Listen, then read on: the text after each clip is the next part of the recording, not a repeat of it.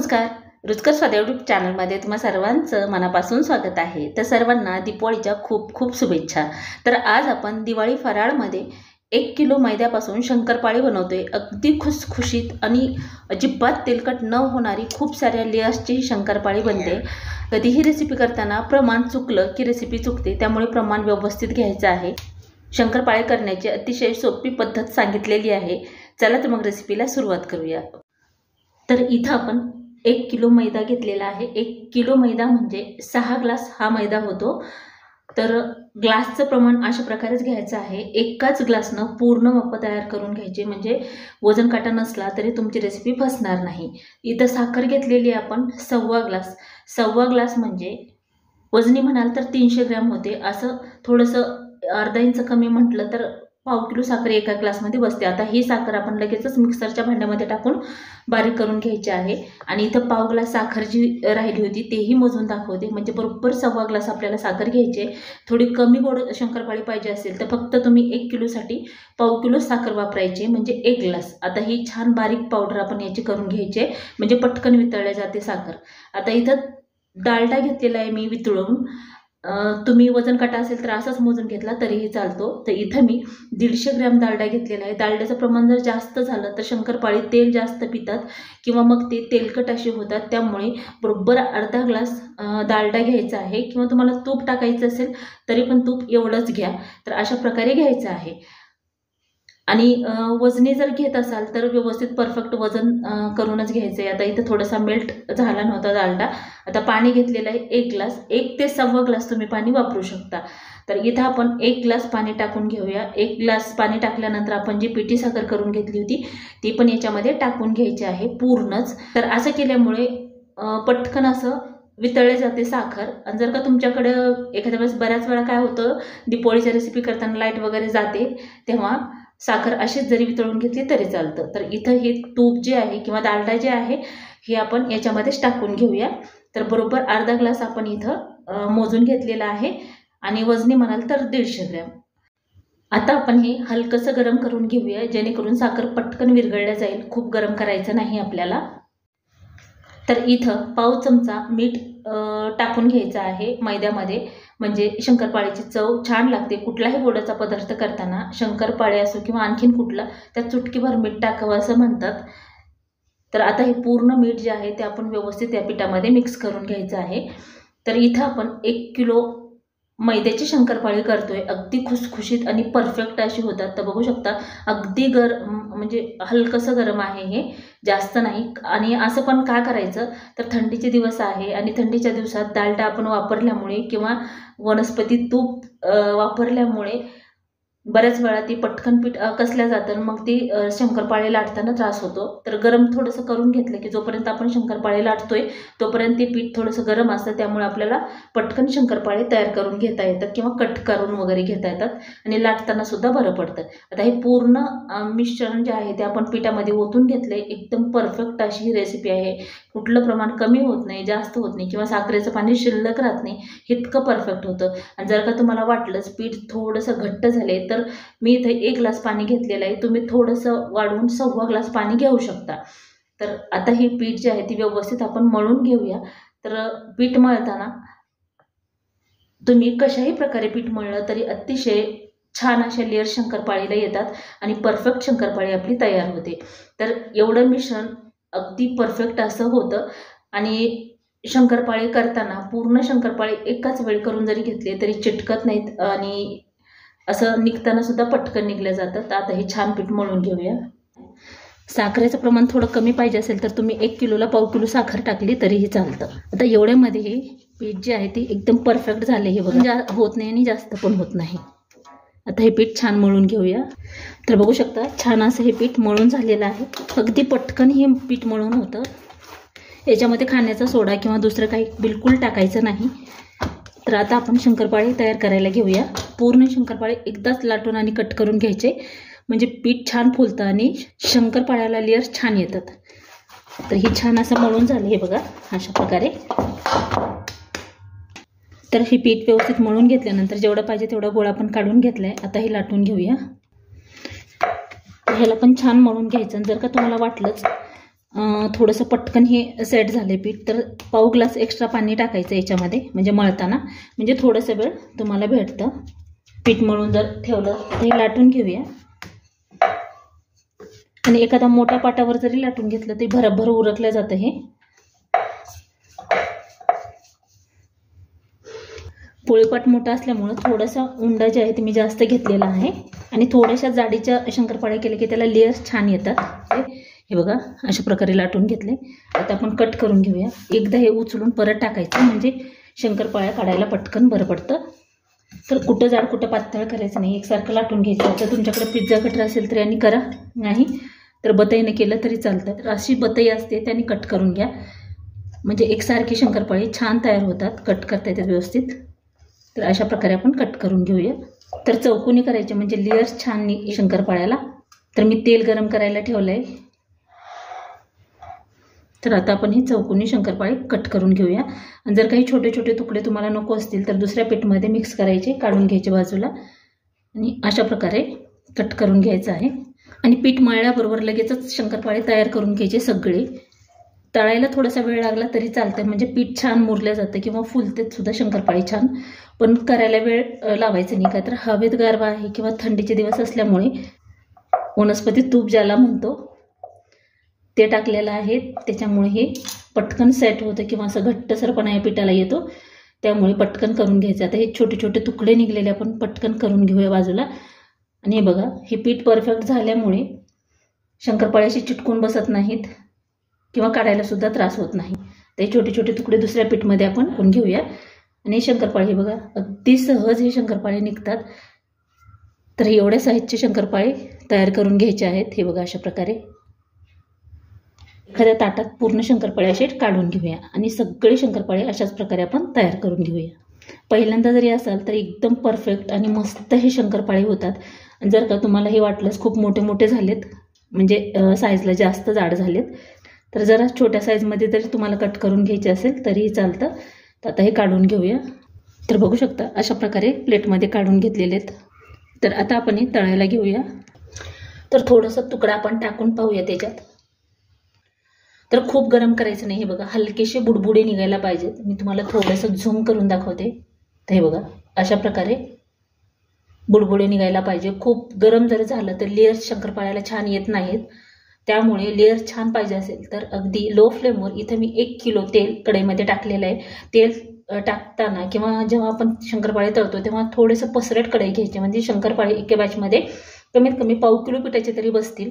म्हणजे ही शंकरपाळे तळायला जास्त वेळ लागतो. थोडं थोडं म्हटलं तर खूप वेळ लागतं 1 किलोचं सुद्धा कराय. ते बघा हलकेसे बुडबुडे निघतात याचे. तर इथे मी अगोदर थोडंसं टाकलं होतं. आता आपण शंकरपाळ्याच्या सोडून घेऊया. आणि जेवढे व्यवस्थित बसतात तेवढेच टाकायचे, जास्त तर मध्यभागी टाकलेत आणि साईडनं थोडीशी जागा शिल्लक आहे, अशा प्रकारे टाकून घ्यायचे. आता इथं आपण थोडंसं एकतर असं कढई ही करायची किंवा जसं जसं तळतील शंकरपाळे तसं वरती येतात, त्यामुळे याला काही करायचं नाही. तर लगेचच शंकरपाळ्याला इथं हलवायचं नाही. हे बघा जसं की आपण बालुशाही तळतो एकदम लो फ्लेमवर, त्याला लेयर्स जसे येतात तसे शंकरपाळ्याला सुद्धा येतात. त्यामुळे लो फ्लेमवरच आपल्याला शंकरपाळे तळून घ्यायचे.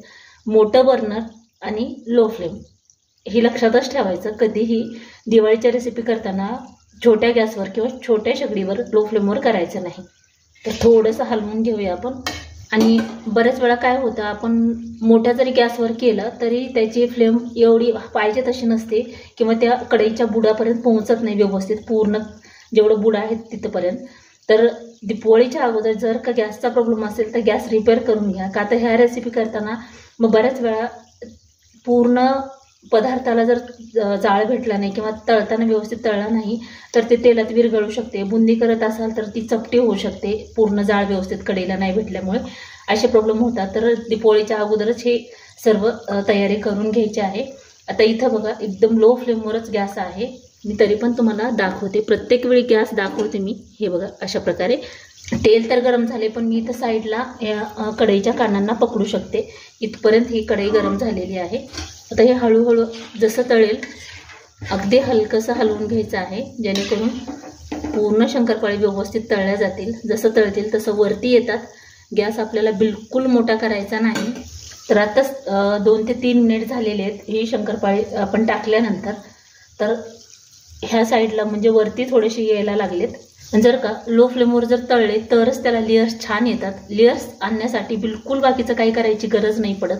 फक्त लो फ्लेमवर आणि जाड शंकरपाळी जर तुम्ही ठेवली म्हणजे ह्या साईजची, तर त्याला लेयर आणण्यासाठी काही करायची गरज पडत नाही.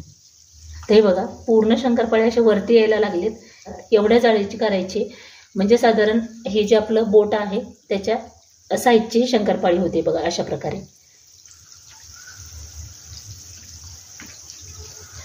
आणि थोड्याशा जास्त शंकरपाळ्या करायच्या असतील तर साईज जी आहे ती लहान करायची, म्हणजे ह्या साईजमध्ये करायच्या म्हणजे जास्त होतात. तुमच्या आवडीनुसार तुम्ही करू शकता. तर आता परत एकदा ह्याला हलवून घेऊया आपण. जास्त पण हलवायचं नाही का तर तुटल्या जाऊ शकतात.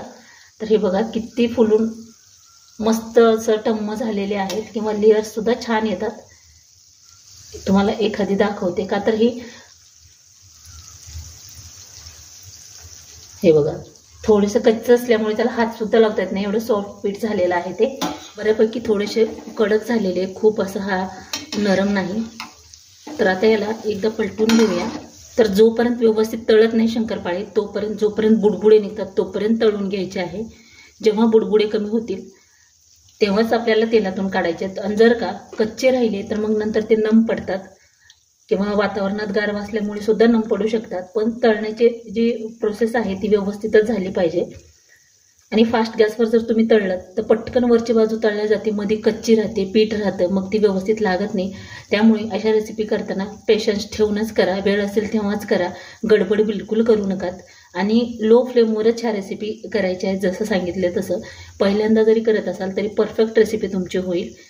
तर अतिशय सुंदर असे फुललेले आहेत हे शंकरपाळे. आता आपण ही आणखीन 10 ते 12 मिनिट तळून घ्यायचे आहेत. तर एक बॅच तळण्यासाठी कमीत कमी 20 ते 25 मिनिट लागतात आपल्याला. तर थोड्याशा तळत आल्या की ह्याला सतत हलवून घ्यायचं, म्हणजे कुठं एक बाजू जास्त डार्क एक बाजू कमी असं होणार नाही. का तर हे बघा निम्म्या प्रमाणामध्ये तळलेले आहेत. आता हे लास्टचे जे शंकरपाळे तळण्याची प्रोसेस आहे ती चालू आहे, त्यामुळे याला सतत हलवून घ्यायचं आहे. थोडंसं कडक झाल्यानंतर हलवायला काय वाटत नाही. जर का थोडंसं कच्चं असेल तर मग हलवाय गेलं की ते तुटल्या जातात.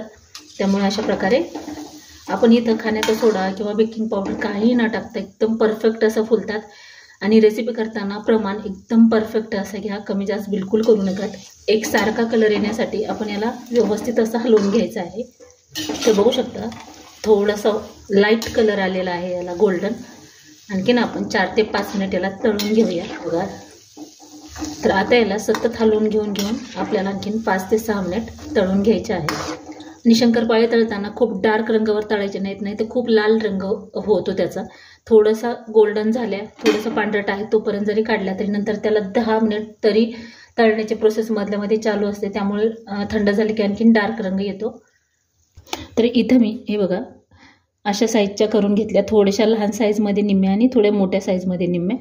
तर एक बॅच तळेपर्यंत आपण 1 किलोच्या शंकरपाळ्या कट करून घेतल्यात. आता तुम्ही म्हणाल की हे चिटकून वगैरे राहतील, तर बिलकुल तसं होत नाही. हे बघा एकदम करून घ्यायचे आणि निवांत असं तळत बसायचं नंतर. तर त्यामुळे हे चिटकूनसुद्धा राहत नाहीत. आपलं पीठ किंवा प्रमाण तेवढं व्यवस्थित झालेलं आहे. हे बघा अगदी मोकळ्या असं झालेले आहेत. आणि शंकरपाळे तळल्यानंतर असे चाळणीमध्ये टाकायचे, म्हणजे जेणेकरून होल असतील. गरमीमुळे असं थोडंसं नमपणा येणार नाही त्याला हव्या लागल्यामुळे. तर बघू शकता एकदम छान असा रंग आलेला आहे. याच्यापेक्षा जास्त आपल्याला तळायचे नाही शंकरपाळे. अगदी हलकेसे बबल्स निघतात बघा, खूप अशा नाही. ते बघा किती सुरेख आणि मस्त. आता इथं थोडासा प्रकाश असल्यामुळे व्यवस्थित दिसत नाही, पण अतिशय सुरेख असा रंग आलेला आहे शंकरपाळ्यावर. हे बघा एकदम छान अशा फुलल्यात. आता आपण हे काढून घेऊया. आणि काढताना गॅस थोडासा मोठा करायचा, म्हणजे लो फ्लेमपेक्षा मीडियम करायचा, खूप हाय पण करायचा नाही. आणि पटकन हे शंकरपाळे काढून घ्यायचेत, म्हणजे एक्स्ट्रा ऑइल बिलकुल याच्यामध्ये राहणार नाही. तर आता आपण हे गॅस जे आहे ते थोडासा मीडियम करूया किंवा हाय केला काढेपर्यंत तरीही चालतं. झारं थोडं मोठं घ्यायचं काढताना. मोठा गॅस केलाय, आपण हे शंकरपाळे काढून घेऊया. तर एकदाच हे शंकरपाळे पूर्ण काढून घ्यायचे. 1 ते 2 वेळा मोठा गॅस केल्यानंतर हलवून घ्यायचे आणि त्याच्यानंतर काढायचे, म्हणजे एक्स्ट्राच ऑइल जी आहे ती शंकरपाळ्यात राहत नाही आणि पटकन असं शंकरपाळे आपले कोरड्या होतात. हे बघा एकदम सुरेख असे लेअर आलेले आहेत, खूप मस्त झाले शंकरपाळे. तेलातून काढल्याबरोबर बघा एकदम सुरेख आणि मस्त दिसतात, कोरड्या झालेल्या आहेत. गॅस लगेचच लो करून घ्यायचा आहे. तर हे बघा, तर आता हे काढून घेऊया. तर गॅस लो करून घेतला आहे. परत 5 मिनिट थांबायचं. त्याच्यानंतर आणखीन ही दुसरी बॅच अशाच प्रकारे टाकून घेऊया.